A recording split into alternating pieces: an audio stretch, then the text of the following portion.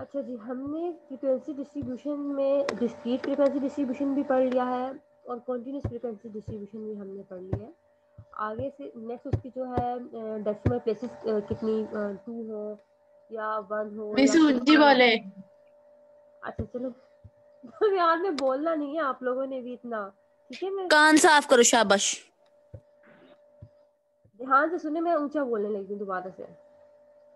हमने frequency distribution जो है वो स्टार्ट किया हुआ है। हमने डिस्क्रीट फ्रीक्वेंसी डिस्ट्रीब्यूशन भी बनाना पढ़ ली है और कॉन्टिन्यूस फ्रीक्वेंसी डिस्ट्रीब्यूशन भी बनाना देख लिया। नेक्स्ट हमने क्लास बाउंड्रीज बनाना भी सीख लिया हुआ है और रिलेटिव फ्रीक्वेंसी, कम्युलेटिव फ्रीक्वेंसी, ये सारी चीज़ें हमने सीख ली हैं अब तक। अब हमारा एग्जाम्पल उसी चीज़ की 2 एग्जाम्पल्स रह गई थी, अदरवाइज हमारा वो जो है सारा कंप्लीट है। मैं आपका जो है होमवर्क चेक करूँगी जब वेडनेसडे को आप लोग आएंगे। Example है 2.4.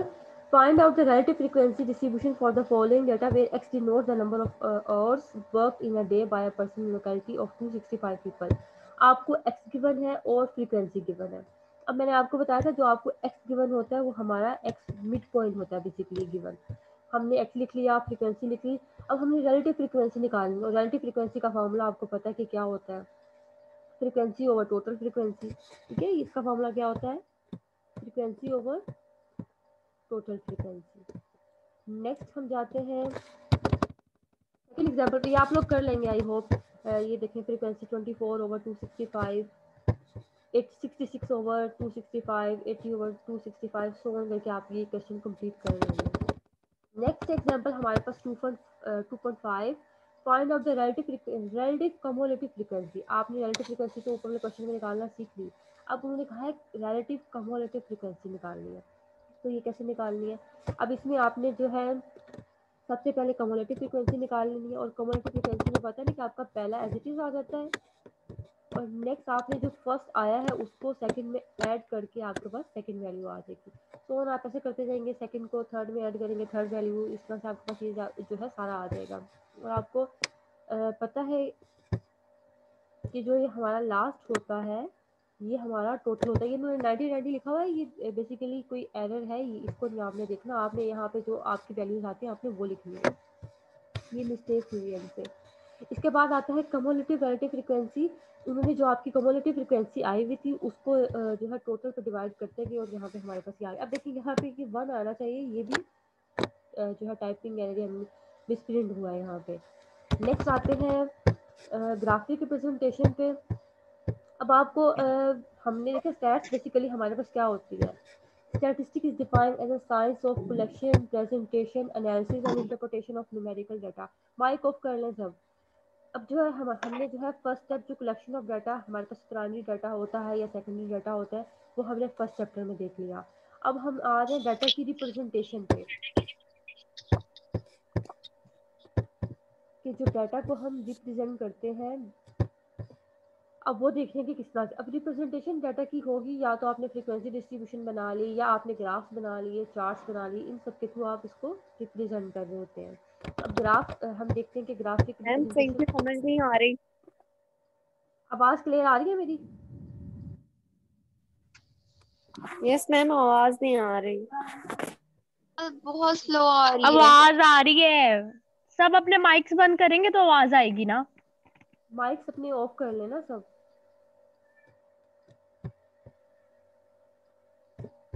अच्छा, इसके बाद आते हैं हम ग्राफिक रिप्रेजेंटेशन पे। इसमें है हमारे पास कि हमने ग्राफ्स के थ्रू कैसे इसको रिप्रेजेंट करना है। अब बेसिकली ग्राफिक रिप्रेजेंटेशन का ये फ़ायदा होता है कि कोई ले मैन भी है ना वो भी उसको बता सकता है कि ये ग्राफ ये शो कर रहा है, उससे आपके जो है डाटा की समरी आ जाती है। ठीक है, नेक्स्ट इसके अलावा जो है विजुअल बेसिकली उससे रिप्रेजेंटेशन आ जाती है। अब जो हमने बनाई थी फ्रीक्वेंसी डिस्ट्रीब्यूशन हर किसी को समझ नहीं आती है कि इस रेंज के अंदर ये लाई करता है, इस रेंज के अंदर ये लाई करता है, इसकी ये फ्रीक्वेंसी है। लेकिन जो है ग्राफ उसको कोई भी अंडरस्टैंड कर सकता है कि ग्राफ ये शो कर रहा है कि इस पर्टिकुलर पॉइंट पे डाटा की पीक क्या है, कितनी फ्रीक्वेंसी है, हायर है, लोअर है, कहीं पे ज़्यादा हो रही है, कहीं पे कम हो रही है। फ्रीक्वेंसी भी तो ऐसा होता है ना, कहीं ज़्यादा कहीं कम हो रही होती है। नेक्स्ट हम आ रहे हैं कॉमन यूजेज ऑफ फ्रीक्वेंसी पे, सॉरी ग्राफ पे। Graph are useful for checking assumptions अब जो ग्राफ है वो असम्पशन चेक करने के लिए हम यूज़ करते हैं, या फिर graph provide a useful subjective impression, यानी कि आपको बताता है कि ये डाटा का विजुअल रिप्रेजेंटेशन बेसिकली दे रहा होता है ये हमें। इनको पढ़ लीजिएगा, पॉइंट्स को ऐसे ही मुश्किल नहीं है। नेक्स्ट 4 विजुअल रिप्रेजेंटेशन दे रहा होता है। थर्ड में बताया था उसने कि स्टैटिस्टिकल एनालिसिस हमने कौन सा लगाना होता है, ये हमें हेल्प करता है, मॉडल कौन सा फिट करना है। फिफ्थ में आ जाता है some graphs are useful for checking variability, हमें वेरिएबिलिटी बता देता है कि जो हमारा डाटा है उसमें कितनी वेरिएबिलिटी है। ठीक है, इसके मिस ये बाद हमने याद करना है। याद नहीं करना, बेसिकली अंडरस्टैंड करोगे मेरे अपनी को आवाज नहीं आती। मिस दा कैमरा मैं बंद किया है, 15 मिनट हो गए मैं लेक्चर दे। अपनी अपनी वर्डिंग में आप इसको कर सकते हो। ठीक है, अच्छा अब आपने माइक ऑन नहीं करना है, एंड पे माइक ऑन कीजिएगा, जो क्वेश्चन होंगे वो एंड पूछ लीजिएगा, मैं साथ के साथ बताती जाऊंगी कि कौन सा याद करना और कौन सा रीड करना है। आउटलायर हमें पता चल जाते हैं जब देखिए कोई आप ग्राफ बना रहे होंगे तो आपको पता चल रहा होगा कि सारे पॉइंट्स कहाँ पे लाई कर रहे हैं, कोई यहाँ होगा कोई यहाँ, इस तरह से ऐसे कोई पॉइंट्स होंगे। लेकिन कोई एक्सेप्शनल केस होगा, कोई बहुत दूर जाके वैल्यू भी आ जाएगी, इसको हम आउटलायर कहेंगे। जो वैल्यू सबसे जो है डिफरेंट आ रही होगी, दूर आ रही हो सब वैल्यू से, तो उसको हम आउटलायर कहते हैं, यानी कि वो डाटा में आउटलायर है। बाकी सारी वैल्यूज आप देखें करीब करीब ही लाई कर रही है, कोई इधर है कोई इधर है, लेकिन इस तरह की वैल्यू कोई जो दूर एक जाके लाई कर रही हो वो हमारी आउटलायर होती है। इसकी एग्जांपल ये देखें, आपके पास डाटा है कोई, वो 2 डिजिट्स का डाटा है, ठीक है, मतलब 88 66 इस तरह की कोई वैल्यूज आ रही है डाटा में आपकी, लेकिन एक कोई एक्सेप्शनल केस आ गया, आपके पास 599 यानी कि 600 कोई वैल्यू आ गई, वो 3 डिजिट डाटा हो गया, तो वो आपका आउटलायर हो गया। सारा डाटा आपका 2 यूनिट्स में था, वो 3 यूनिट वाला डाटा जाके कहीं दूर आएगा, तो वो आउटलायर होगा। ये हमें जो है ग्राफ्स के थ्रू पता चल जाता है कि हमारे डाटा में आउटलायर है या नहीं है। नेक्स्ट है important points for drawing graphs. आपने देखना है जो आप ग्राफ बना रहे हो तो उसमें क्या करना है, सबसे पहले तो आपने क्लियरली लेबल करना है, एक्स एक्सिस पे आपने क्या लेना है और वाई एक्सिस पे आपने क्या लेना है। ठीक है, आपने क्लियरली बताना, जो आपके क्वेश्चन होगा स्टेटमेंट में बताया होगा कि एक्स एक्सिस में आप ये लें, वाई एक्सिस में ये लें, तो आपने इसको क्लियरली लेबल करना है, नेम लिखने हैं अपने वेरिएबल्स के। एक्स एक्सिस पे जो वेरिएबल आएगा उसका नाम लिखना है, वाई एक्सिस पे जो वेरिएबल आएगा उसका नाम लिखना है। Next second point, keep the units along each axis uniform regardless of the scales chosen for axis। अब जो है यूनिट आपने जो लेना है एक्सिस पे, आपने कितना डिफरेंस, ग्राफ बनाने तो सीखे होंगे ना आपने जब मैट्रिक में किए थे। अब उन्होंने कहा है कि आपने जो ग्राफ बनाने हैं तो उसमें देखने कि यूनिफॉर्म आपने इंटरवल रखना है, ये नहीं करना देखिए जैसे कि ये ग्राफ है, यहाँ पे आ गया हमारे पास 5, नेक्स्ट मैं ले लेती हूँ 15, उसके बाद मैं चली जाती हूँ 40। ये देखिए कोई यूनिफॉर्म इंटरवल तो नहीं चल रहा ना। यूनिफॉर्म इंटरवल ये होता कि अगर मैं यहाँ पे 5 ले रही हूँ, यहाँ पे मैं 10 लूँगी, नेक्स्ट मैं जाके 15 करूँगी, ठीक है, एक इंटरवल चल रहा है हमारा। इस तरह कोई यूनिफॉर्म इंटरवल चल रहा हो तो वो लेना आपने, इस तरह से वैल्यूज नहीं लेनी कि कोई 5 ले ली, कोई 15 ले ली, कोई 40 डिफरेंट गैप्स के साथ ले लिया, ऐसे नहीं करना आपने, यूनिफॉर्म इंटरवल लेना है उनके दरमियान में।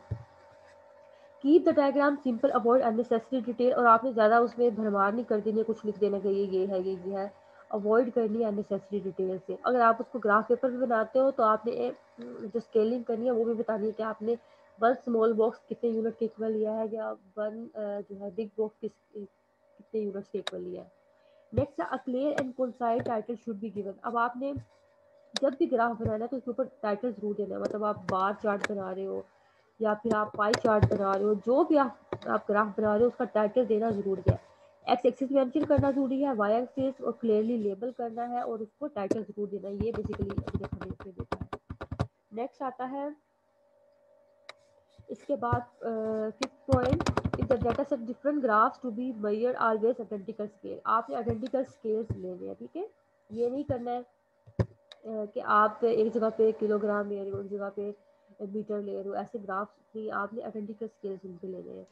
In the scatter plots don't join the dots. अभी मैंने आपको स्कैटर प्लॉट बना के बताया था ना कि देखिए इस तरह से ये कोई पॉइंट यहाँ होगा यहाँ होगा यहाँ होगा, इस तरह से इन पॉइंट को आपने ज्वाइन नहीं करना है, ऐसे ही रहने देना पॉइंट्स की फॉर्म में, ठीक है। स्कैटर प्लॉट को कभी भी ज्वाइन नहीं करते हैं, इसको ऐसे ही रहने देते हैं।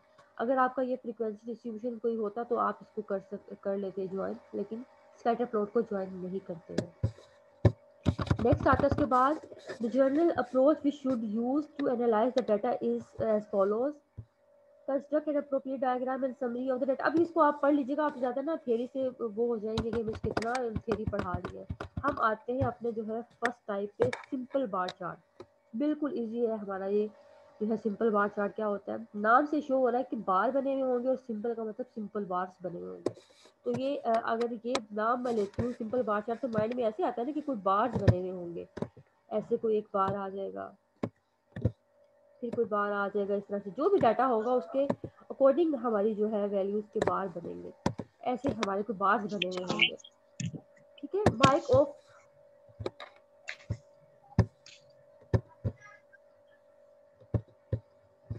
अच्छा जी, इसमें हम देखते हैं आपके पास डाटा कोई भी हो सकता है, कैटेगोरिकल भी हो सकता है और डिस्क्रीट डाटा भी हो सकता है। To get an impression of the distribution of a discrete or categorical data set, it is usual to represent it by bar chart। अब ये जो है इसकी डेफिनेशन याद कर लेनी है सिंपल बार चार्ट की।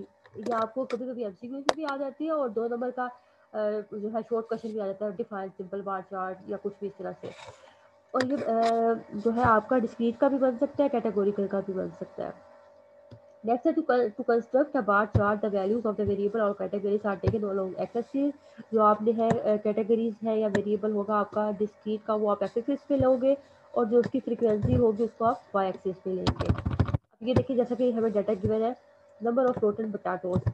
आपको पता है पोटैटोज हमारे जो डिस्क्रीट वेरिएबल है 0 1 2 3 4, ये आ गया हमारे पास, उसका जो है x हो गया और ये इसकी नेक्स्ट की फ्रीक्वेंसी आ गई। यहाँ पे तो उन्होंने क्वेश्चन करके बताया ना कि डिस्क्रीट फ्रीक्वेंसी डिस्ट्रीब्यूशन का जो हमने 2.2 एग्जांपल देखी थी।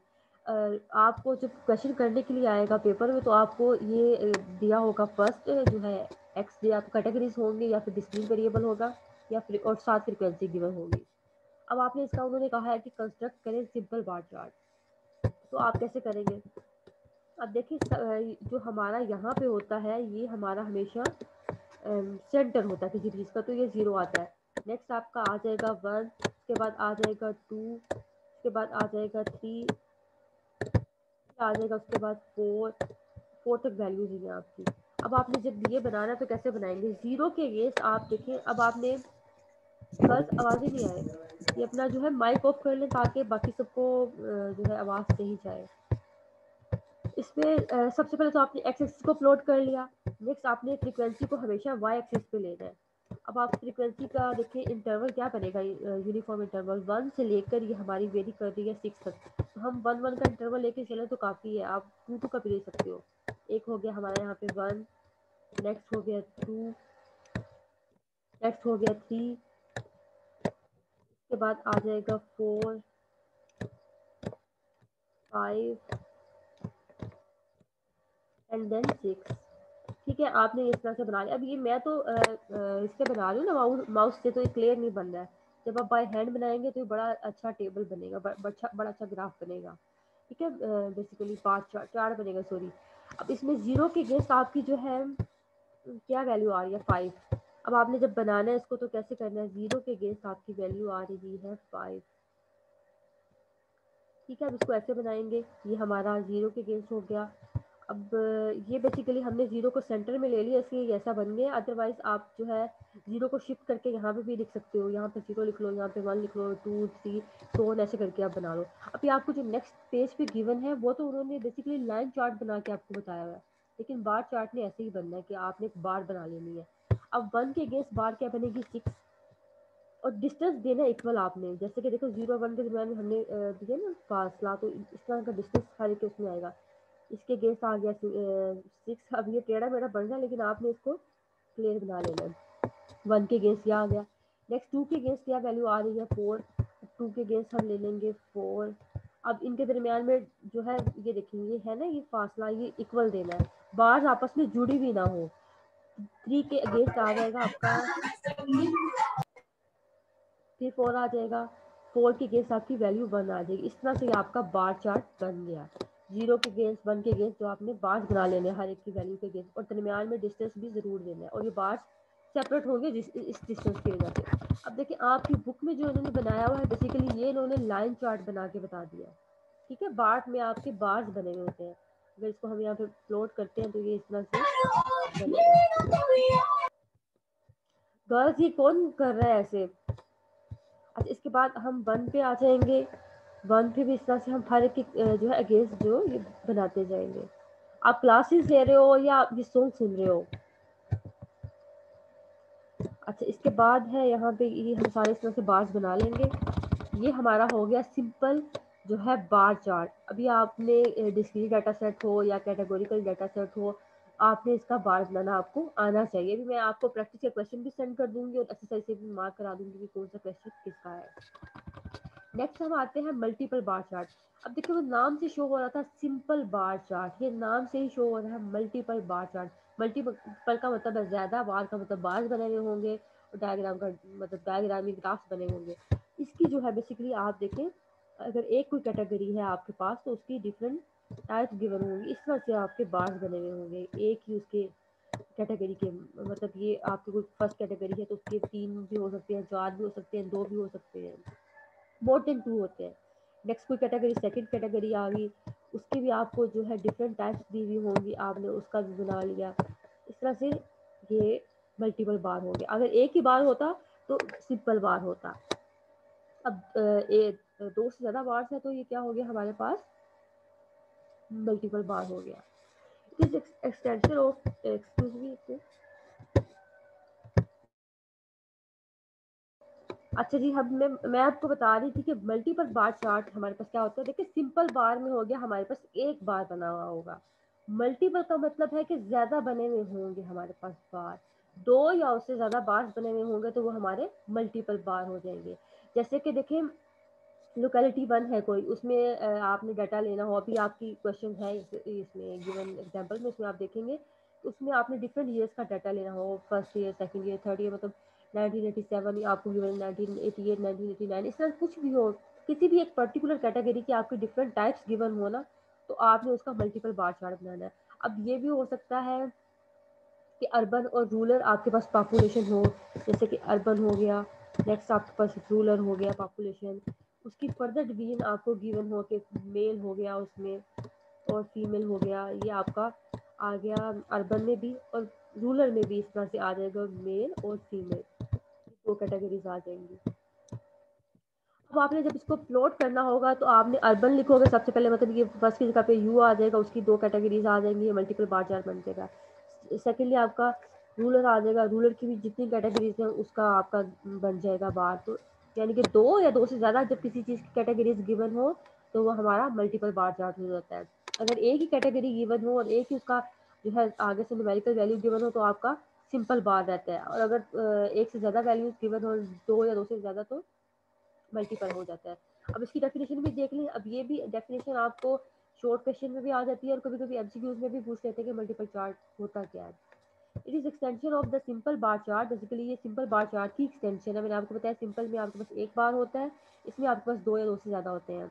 एंड यूज टू रिप्रेजेंट 2 और more related sets of data in the form of groups of simple bar. Its main purpose is to compare same characteristic of the variable. आपने जो है same characteristic देखे। मैंने अब आपको बताया कैरेक्टरिस्टिक ये है कि अर्बन है, उसकी नेक्स्ट फीमेल मेल डिवीजन है लेकिन आपने एक ही कैरेक्टरिस्टिक का लिया है। नेक्स्ट कैरेक्टरिस्टिक है रूरल, उसकी फर्दर डिवीजन मेल फीमेल है लेकिन आपने एक रूरल कोई लिया है, उसकी एक कैरेक्टरिस्टिक की बेस पे आपने जो है ग्राफ बना लेते हैं।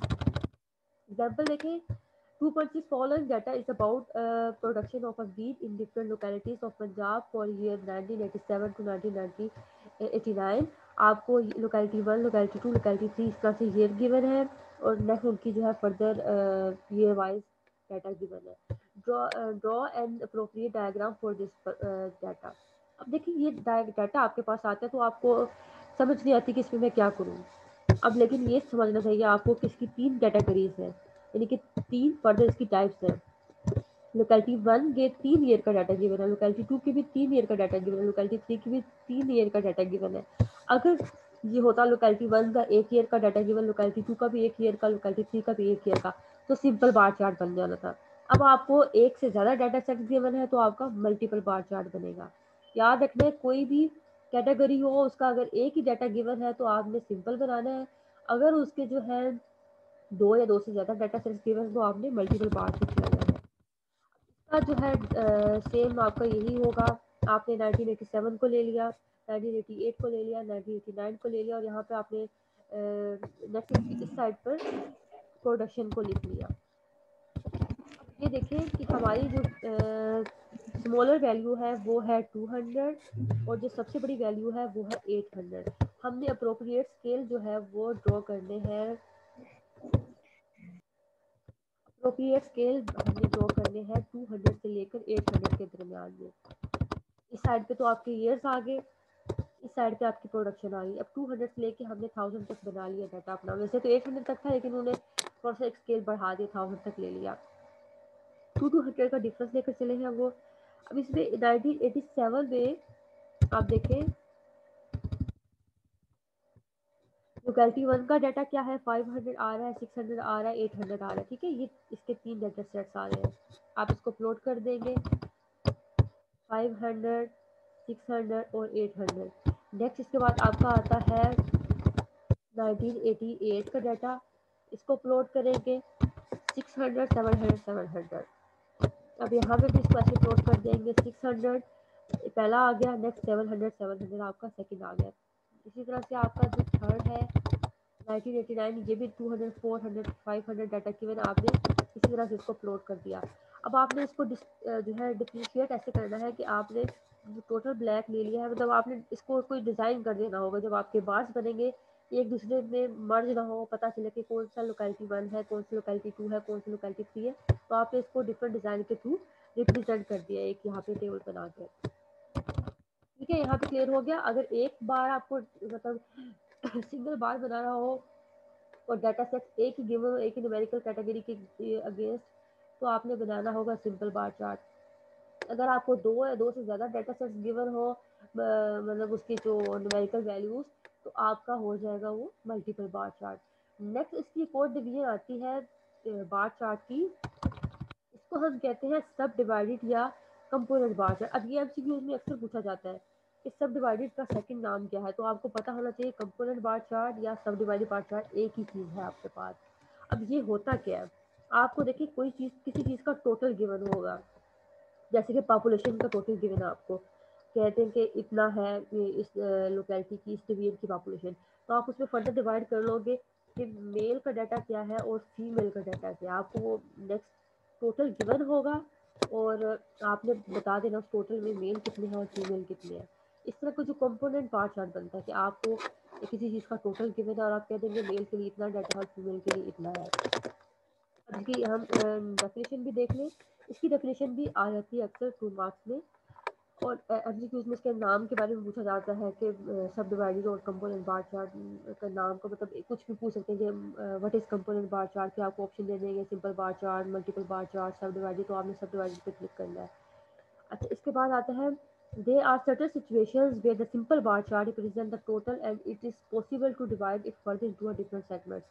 अब ये है तो बेसिकली आपको पता है सिंपल बार चार्ट की, देखिए सिंपल बार चार्ट ही बना है ना, एक सिंपल बार चार्ट की एक टाइप है, लेकिन इसमें आपने टोटल को प्लॉट करना होता है। आपने टोटल डाटा को प्लॉट कर दिया, फर्दर बता दिया उसमें से डिवीजन इसकी फर्स्ट सेगमेंट कितनी है, सेकंड सेगमेंट कितनी है। For example, if the simple bar chart the total population of insects are in a field, then it is possible to subdivide it into a male and female proportion। ठीक है, example देख रहे हैं हम। There are 500 people of a blood group A kind 1, 300 of a blood group B kind B, and 400 of a blood group O kind B। After classification, it was observed that for one kind there will be 200 females, और kind 2 they will be female. अब देखो पहले उन्होंने total बताया आपको कि 500 people given है, ये नहीं बताया कि मेल है या फीमेल है, बस बता दिया 500 पीपल गिवन है। पहले किसी चीज़ का टोटल गिवन है, बाद में उन्होंने बता दिया फीमेल का डाटा ये है। Draw appropriate diagram for this data. अब ये डाटा जो क्वेश्चन को पढ़ते आपके माइंड में आ जाना चाहिए। किसी भी चीज़ का जब टोटल गिवन है इसका मतलब है कि इसमें हमने सब डिवाइडेड या कंपोनेंट बार चार्ट लगाना है। अगर किसी चीज़ की एक कैटेगरी गिवन है, एक कैटेगरी के अगेंस्ट उसकी वैल्यू गिवन है, तो आपको समझ आ जानी चाहिए कि हमें सिंपल बार चार्ट लगाना है। अगर जो है उसकी जो मोर देन 2 आपको वैल्यूज गिवन हो, तो आप कह देंगे कि हमने मल्टीपल बार चार्ट लगाना है। और अगर आपको किसी चीज़ का टोटल गिवन है और साथ उसकी कोई फर्दर बता दिया है कैटेगरी 1 का ये कैटेगरी 2 का है, तो इसका मतलब है आपने सब डिवाइडेड या कंपोनेंट बार चार्ट लगाना है। आते हैं इसको कंस्ट्रक्ट कैसे करते हैं। हमने ये वाला नहीं देखना है, हमने ये वाला देखना है। आपने काइंड 1, काइंड 2, काइंड 3 का डाटा ले लिया, इसको जो है प्रॉपर आपने डाटा की फॉर्म में लिख लेना, टेबल की फॉर्म में लिख लेना। यहाँ पे तो आप बुक में नहीं लिखा हुआ, लेकिन आपने इसको लिख लेना। कैटेगरी 1 में उन्होंने कहा था कि आपके पास कितने टोटल है, क्या बताया यहाँ पे, there are 500 people of blood group A kind 1, 300 of blood group B, 400 blood Group O. After classification was observed the first kind there were 200 male females. अब ये आपने ऐसा करना है कि जो टोटल इनका निकाल लेना है, 500 प्लस 200 कर लोगे 700 आ जाएगा, 300 प्लस 100 कर लोगे आपके पास 400 आ जाएगा, 400 प्लस 200 कर लोगे आपके पास 600 आ जाएगा। पहले आपने टोटल को प्लॉट कर लेना, जो आपने टोटल किए होंगे 700, 400 और 600। जब ये टोटल आ जाएगा उसके बाद आपने बता देना इसमें से फीमेल इतनी है और बाकी जो रिमेनिंग डाटा है वो मेल का होगा। ठीक है, इस तरह से आपका सब डिवाइडेड बार चार्ट बन जाएगा। आज हम इतना ही करते हैं। एक्सरसाइज से मैं आपको क्वेश्चन बता दूं, इसके जो आप करने हैं आपने घर से 3 ही क्वेश्चन है आई थिंक एक्सरसाइज में आपके। बाकी जो प्रैक्टिस और क्वेश्चन है वो मैं आपको व्हाट्सएप ग्रुप में सेंड कर दूंगी। हमारे पास है एक्सरसाइज पेज नंबर 43 पे। अब ये हमारे पास देखिए एग्जाम क्वेश्चन सॉरी 2.5 है। The following table gives the detail of a monthly budgets of 2 families, represent these figure through suitable diagram. अब मुझे आप कोई बच्चा वो ऑन कर सकता है जो माइक, और मुझे बताए आपको कैटेगरीज गिवन है और डाटा गिवन है, तो आप कौन सा बार चार्ट बनाएंगे। हमने आज 3 बार चार्ट पढ़े, तो कौन सा बार चार्ट लगेगा इस पे। Multiple bar chart. Multiple bar chart. शाबाश, हाँ एग्जैक्टली, मल्टीपल बार चार्ट। शाबाश। अब ये पाई डायग्राम याद नहीं पड़ा थैंक यू है, मिस जी। वो हम नहीं लगाएंगे। 2.5 पे याद रखना है मल्टीपल बार चार्ट लगेगा। नेक्स्ट क्वेश्चन देखते हैं उसकी तरह का। अब आता है आपके पास, हाँ ये देखिए 2.14। अब इसमें उन्होंने खुद ही मेंशन कर दिया है आपने बार डायग्राम बनानी है, क्योंकि एक ही आपको जो है उसकी न्यूमेरिकल वैल्यू गिवन है और एक कैटेगरी गिवन है 1950। देखिए इसको ऐसे प्लॉट करेंगे आप, 1950 का डाटा यहाँ लिख लेंगे, 1951 लिख लेंगे, 1952 लिख लेंगे, सो ऑन। आपने यहाँ पे पहले ईयर्स को प्लॉट कर लिया और यहाँ पे उसके गेस्ट जो है फ्रीक्वेंसी या आरएस जो भी आप इसको नाम दे देंगे वो लिख लिया। आपने लेबलिंग जरूर करनी है, एक्स एक्सिस पे आप क्या ले रहे हो, एक्सिस पे क्या ले रहे हो और बना क्या रहे हो, टाइटल बार डायग्राम बना रहे हो, मल्टीपल बना रहे हो, सब डिवाइडेड। अब इसमें और यहाँ पे प्रॉपर आपने यूनिफॉर्म इंटरवल लेना है। इसको आप बार चार्ट बना लोगे इजीली, ये भी मेंशन है क्वेश्चन में, कोई मुश्किल नहीं है ये चीज़। नेक्स्ट 2.15 आपका draw a subdivided bar chart to represent the male and female population. अब इसमें आपको उन्होंने खुद ही मेंशन कर दिया है कि आपने सब डिवाइडेड बनाना है। अगर वो ना मेंशन करते तो इसका ट्रिक ये है कि आपको टोटल भी गिवन है देखें, और मेल फीमेल किसी चीज़ का गिवन है। अब आपने मेल फीमेल को टोटल किया तो आपके पास टोटल पॉपुलेशन बन जाती है। लाहौर की टोटल पॉपुलेशन, मुल्तान की, बहुत तहसील सरगोदा की, रावलपिंडी की। क्लियर हो गया कि आपको किसी चीज़ का टोटल गिवन है तो आपने बनाना है सब डिवाइडेड। सिंपल बार चार्ट में अगर आपको एक ही कैटेगरी गिवन है, और मल्टीपल में जब आपको 2 या 2 से ज़्यादा कैटेगरीज गिवन हो तो आप मल्टीपल बार चार्ट बनाएंगे। यहाँ तक आपको सब क्लियर है? किसी को कोई क्वेश्चन है तो वो पूछ सकता है।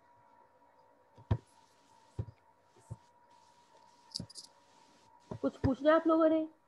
मैम ये लॉन्ग में मैम एक दफा ये थॉरली बता दें सब डिवाइडेड बार चार्ट क्या होता है।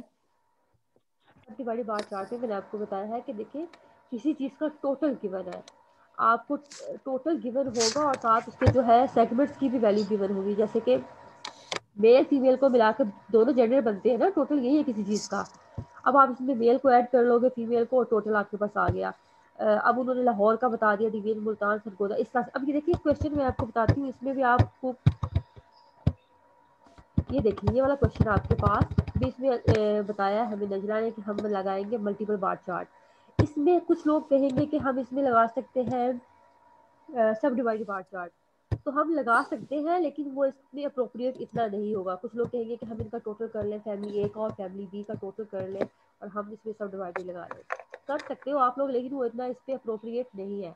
अप्रोप्रिएट इस पर क्या है, मल्टीपल बार चार्ट ही अप्रोप्रिएट है इस पे। Multiple bar chart. हाँ, क्योंकि देखिए फैमिली ए और फैमिली बी 2 अलग चीजें हैं एक तरह से, वो एक का टोटल नहीं बन सकता है। लेकिन आप जो देखें पॉपुलेशन को हम 2 ही चीज़ों में डिवाइड कर सकते हैं, मेल और फीमेल में, तो उसका बेसिकली टोटल स्प्लिट हो सकता है। इसका टोटल स्प्लिट ऐसा नहीं हम मान सकते इस चीज़ को, तो ये हमारा डिफरेंस है बेसिक इसमें। ठीक है मिस ये जो 2.14 है इसमें फर्स्ट वाला बार डायग्राम लगेगा ना, मल्टीपल वाला तो नहीं लगेगा ना? नहीं मल्टीपल नहीं लगेगा, क्योंकि देखो एक ही आपके पास कैटेगरी है मतलब फिगर और एक ही उसकी न्यूमेरिकल वैल्यू, तो इस पे सिंपल बात मेंशन भी किया उन्होंने, अगर ना भी पता चले तो आपको एक ही जब कॉलम होगा जो आपने प्लॉट करना होगा। और 2.15 पे 5 भी उन्होंने ठीक बता है। दिया कि क्या लगाते हैं। अभी मैं आपको साथ ही जो है एक्सरसाइज पे फर्दर आपकी प्रैक्टिस के लिए क्वेश्चन भी सेंड कर देती हूँ, और यहाँ पे मैं आपकी अटेंडेंस मार्क कर दूँ, ठीक है।